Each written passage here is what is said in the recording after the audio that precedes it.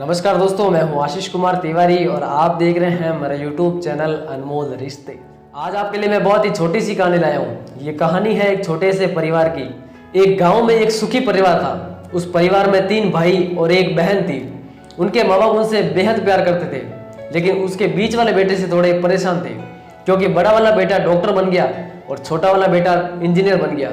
लेकिन जो बीच वाला बेटा था वो अनपढ़ गंवार ही बनकर रह गया था। अब उनके दोनों बेटे जो इंजीनियर डॉक्टर थे उन्होंने शादी कर ली और कुछ दिनों बाद अपनी बहन की भी शादी कर ली। लेकिन उसके बाद भी जो बीच वाला भाई था उसकी शादी नहीं हो पाई, क्योंकि वो अनपढ़ और गंवार बनकर ही रह गया था। इसलिए कोई पढ़ी लिखी लड़की नहीं मिल पाई और वो अनपढ़ भाई छोटी मोटी मजदूरी करता था।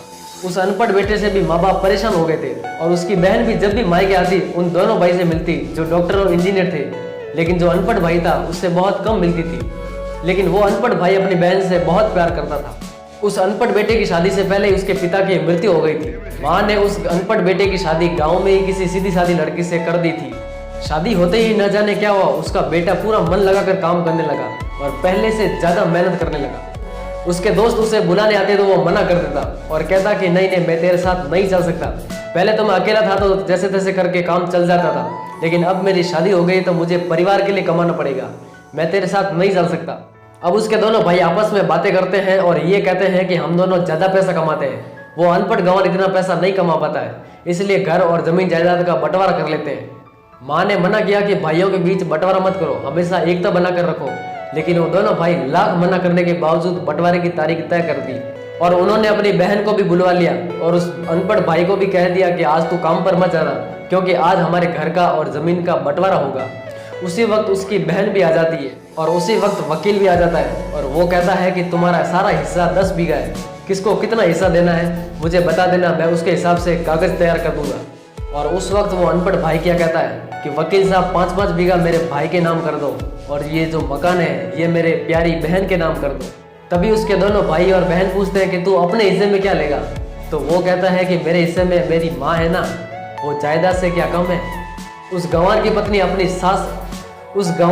अपनी सास से लिपट कर कहती है कि अपनी माँ से बड़ी जायदाद क्या होगी मेरे लिए। गंवार बेटे बहू के इसी प्यार ने और जमीन जायदाद के बंटवारे को एक सन्नाटे में बदल दिया और चारों तरफ खामोशी छा गई। तभी वो बहन अपने गंवार भाई से लिपट कर रोने लगती है और कहती है कि भैया मुझे माफ कर दो, मैं आपको समझ नहीं पाई। तो वो गंवार भाई कहता है कि जितना हिस्सा मेरा है उतना ही हिस्सा तुम्हारा है। और रही बात बंटवारे की, अगर बंटवारा नहीं करेंगे तो हमारा जीवन रुक तो नहीं जाएगा। क्यों करते हैं हम बंटवारा? क्या हम एक होकर रह नहीं सकते जैसे हम बचपन में रहते थे? एक साथ मिलकर रहने को तो ही परिवार कहते हैं और उस परिवार को संभालती है माँ। तभी उसके दोनों भाई शर्मिंदा हो जाते हैं और जमीन जायदाद के कागज फाड़कर एक दूसरे से गले लग जाते हैं। तो दोस्तों, ये थी परिवार की कहानी। जिंदगी में एक बात हमेशा याद रखना, भाइयों के बीच हमेशा एकता बनाए रखना। जमीन जायदाद तो आज है कल नहीं है। आपके पास करोड़ों की जमीन है लेकिन आप उसको साथ नहीं ले जा सकते, इसलिए हमेशा परिवारों के बीच प्यार और भाईचारे को हमेशा निरंतर बनाए रखिए।